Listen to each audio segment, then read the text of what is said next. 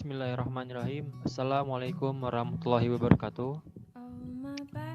Kami dari kelompok 4 akan menyampaikan presentasi tentang Capability Maturity Model Integration, yaitu CMMI, yang merupakan tugas dari mata kuliah Tata Kelola Teknologi Informasi. Disusun oleh Fajri Isnanto, Hilmi Hermawan, dan Uji Khaidaresti. Apa itu Capability Maturity Model? Capability diterjemahkan menjadi kapabilitas, yang berarti kemampuan yang bersifat laten. Capability lebih mengarah kepada integritas daripada kapabilitas itu sendiri. Dan integritas adalah kemampuan untuk menepati janji. Kemudian maturity berarti matang atau dewasa. Kemudian ada model sebagai suatu penyederhanaan yang representatif terhadap keadaan di dunia nyata. Jadi CMM adalah sebuah penyederhanaan representatif yang digunakan untuk mengukur tingkat kematangan sebuah software development house dalam menyajikan, membuat, dan mengembangkan perangkat lunak sebagaimana telah dijanjikan secara tertulis dalam perjanjian kerjasama. Kemudian nilai-nilai yang dilihat dalam pengukuran CMMI, yaitu yang pertama ada parameter itu sendiri, apa-apa saja yang akan diukur, kemudian bagaimana cara mengukurnya atau metode yang digunakan dalam pengukuran. Yang ketiga ada standar penilaian atau skala penilaian. Kemudian terakhir ada bagaimana interpretasinya bagi user atau bagi manusia. Ciri-ciri CMMI. Yang pertama, proses pengembangan dari suatu organisasi disederhanakan dan dideskripsikan dalam wujud tingkatan kematangan dalam jumlah tertentu. Biasanya 4 hingga 6 tingkatan. Kedua, tingkatan kematangan tersebut mengandung beberapa persyaratan tertentu yang harus diraih. Tingkatan-tingkatan yang ada disusun secara sekuensial, mulai dari tingkat inisial sampai pada tingkat akhiran, atau tingkat terakhir merupakan tingkat kesempurnaan.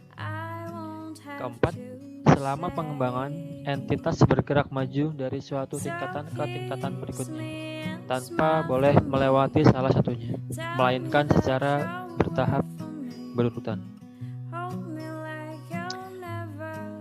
Kemudian ada tahapan CMMI. Bisa dilihat, ini ada bagian level. Level pertama itu inisial atau inisialisasi. Kemudian manajemen. Kemudian define atau mendefinisikan. Di sini fokusnya standarisasi proses. Kemudian ada quantitative management, dan yang keempat ada optimizing, continuous process improvement. Nah, ini ada proses areanya. Ada organizational innovation dan deployment, casual analysis dan resolution. Di quantitative management ini ada organizational process performance dan quantitative project management. Di proses standardization ada requirement development, technical solution, product integration, verification, validation, organizational process focus, organizational process definition, organizational training, integrate project management, risk management, dan decision analysis dan resolution.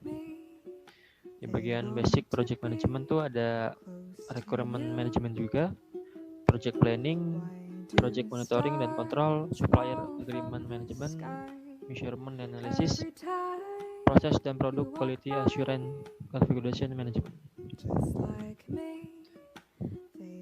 Tahapan CMMI yang pertama ada initial.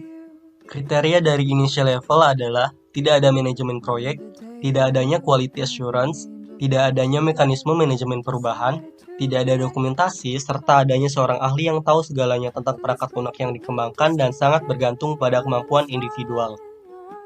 Sukses pada level ini didasarkan pada kerja keras dan kompetensi yang tinggi orang-orang yang ada di dalam organisasi tersebut, atau dapat juga dikatakan perusahaan ini belum menjalankan tujuan dan sasaran yang telah didefinisikan oleh CMMI. Masalah utama yang dihadapi oleh perangkat lunak organisasi ialah mengenai pengelolaan bukan secara teknis. Yang kedua ada repeatable. Ciri-ciri dari repeatable level adalah kualitas perangkat lunak mulai bergantung pada proses, bukan pada orang. Terdapat manajemen proyek sederhana, terdapat quality assurance sederhana, terdapat dokumen sederhana, terdapat software configuration management sederhana, tidak adanya knowledge management, tidak adanya komitmen untuk selalu mengikuti SDLC dalam kondisi apapun, tidak adanya statistical control untuk estimasi proyek, serta rentan terhadap perubahan struktur organisasi. Pada tahap ini, sebuah organisasi telah mencapai seluruh spesifik dan generic goals pada level 2. Semua pekerjaan yang berhubungan dengan proses-proses yang terjadi saling menyesuaikan diri agar dapat diambil kebijakan. Setiap orang yang berada pada proses ini dapat mengakses sumber daya yang cukup untuk mengerjakan tugas masing-masing. Setiap aktivitas dan hasil pekerjaan berupa memonitor, mengontrol, meninjau, serta mengevaluasi untuk menjaga kekonsistenan pada deskripsi yang diberikan. Yang ketiga ada define. Ciri-ciri dari level define adalah SDLC sudah ditentukan, komitmen untuk mengikuti SDLC dalam keadaan apapun, kualitas proses dan produk masih bersifat kualitatif atau hanya perkiraan saja, tidak menerapkan activity based costing, tidak adanya mekanisme umpan balik yang baku.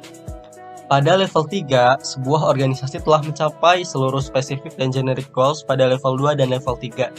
Proses dicirikan dengan terjadinya penyesuaian dari kumpulan proses standar sebuah organisasi menurut pedoman-pedoman pada organisasi tersebut, menyokong hasil kerja, mengukur dan proses menambah informasi lain menjadi milik organisasi. Langkah selanjutnya itu manage. Ciri-ciri manage level adalah sudah ada activity based costing yang digunakan untuk estimasi proses proyek berikutnya. Proses penilaian kualitas perangkat lunak dan proyek masih bersifat kuantitatif. Terjadi pemborosan biaya untuk pengumpulan data karena proses pengumpulan data masih dilakukan secara manual. Selanjutnya sudah memiliki mekanisme umpan balik serta tidak ada mekanisme pencegahan defect. Pada level ini, sebuah organisasi telah mencapai seluruh spesifik dan generic goals yang ada pada level 2, 3, dan 4. Proses yang terjadi dapat terkontrol dan ditambah menggunakan ukuran-ukuran dan taksiran kuantitatif. Sasaran kuantitatif untuk kualitas dan kinerja proses ditetapkan dan digunakan sebagai kriteria dalam manajemen. Tahapan yang terakhir yaitu optimize. Ciri-ciri dari optimize level adalah pengumpulan data secara otomatis, adanya mekanisme pencegahan defect, adanya mekanisme umpan balik yang sangat baik, serta adanya peningkatan kualitas dari SDM dan juga peningkatan kualitas proses. Pada proses ini, suatu organisasi telah mencapai seluruh spesifik dan generic goals yang sudah ada di level 2, 3, 4, dan 5. Optimize level ini fokus kepada peningkatan proses secara berkesinambungan melalui inovasi teknologi.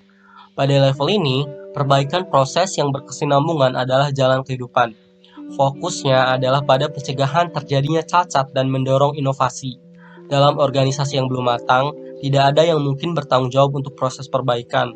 Organisasi yang matang biasanya memiliki partisipasi 70-80% dalam kegiatan perbaikan pada setiap waktu dan setiap orang yang terlibat di dalamnya. Perbaikan proses yang berkesinambungan berarti perubahan yang dikendalikan dan perbaikan diukur dalam kemampuan proses. Selanjutnya ada langkah-langkah dalam pembuatan CMMI. Yang pertama ada pengidentifikasian 5 tingkat kematangan pengembangan perangkat lunak. Yang kedua ada pengidentifikasian masalah yang paling penting untuk kualitas perangkat lunak dan perbaikan proses. Yang ketiga ada organisasi melakukan penelitian praktek pengembangan perangkat lunak. Penelitian tersebut meliputi menentukan di mana mereka cocok dalam model kemampuan dan mengidentifikasi area untuk perbaikan.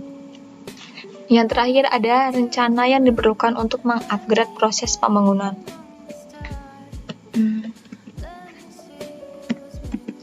Selanjutnya ada kegunaan CMMI.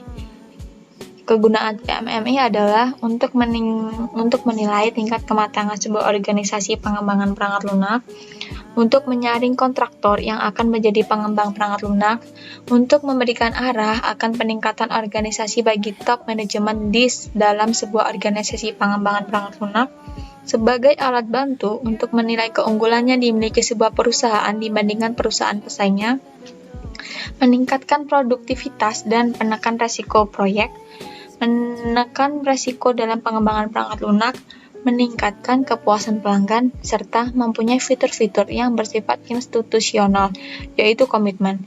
Kemampuan ini dilakukan untuk menganalisis dan melakukan pengukuran serta verifikasi pengimplementasian.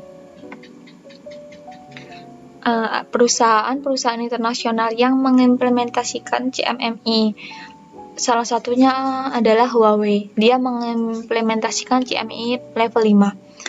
Litbang di Huawei menjadi bagian terpenting dari industri teknologi baik software maupun hardware. Inilah yang menjadi Huawei terbukti responsif terhadap kebutuhan masa depan dan masa kini pelanggan.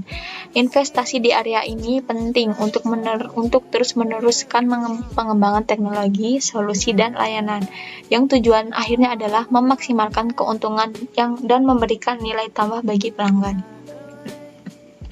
Pada akhir tahun 2008, pada bulan September, sekitar 44% dari total 96.800 karyawan Huawei terlibat dalam R&D. Sebagai bagian terintegrasi dari seluruhan proses, Huawei menanamkan kembali 10% pendapatan dari hasil penjualannya untuk riset dan pengembangan, di mana 10% tersebut diarahkan untuk mendanai pengembangan berbagai teknologi mutakhir dan teknologi dasar setiap tahunnya. Perusahaan internasional lainnya yang meraih level monetary 5 adalah Toshiba, NASA, dan ATSI.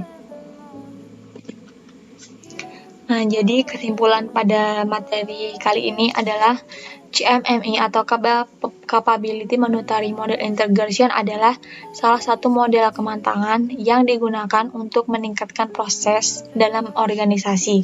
Tujuan dari penerapan CMMI ini sendiri di dalam organisasi adalah untuk meningkatkan proses pengembangan dan perawatan produk-produk piranti perangkat lunak tersebut. Perbedaan antara CMM dan CMMI. Pada CMM, datang lebih dulu, kemudian diperbaiki dan digantikan oleh CMMI. Yang kedua, berbagai set CMM memiliki masalah dengan tumpang tindih dan kontradiksi, serta kurangnya standarisasi. Sedangkan pada CMMI sudah membahas tentang ketiga masalah ini dan memperbaikinya. Ketiga, awalnya CMM menjelaskan secara khusus tentang rekayasa perangkat lunak, sedangkan CMMI menjelaskan proses dan disiplin yang terintegrasi karena berlaku untuk rekayasa perangkat lunak dan sistem. Yang terakhir, CMMI jauh lebih berguna dan universal dibandingkan CMM, sebab CMMI adalah model terupgrade setelah CMM. Itulah presentasi dari kami. Dari kami, apabila ada salah kata kami mohon maaf, dan kepada Allah kami mohon ampun. Semoga ilmunya dapat bermanfaat. Kami akhiri. Wassalamualaikum warahmatullahi wabarakatuh. Terima kasih.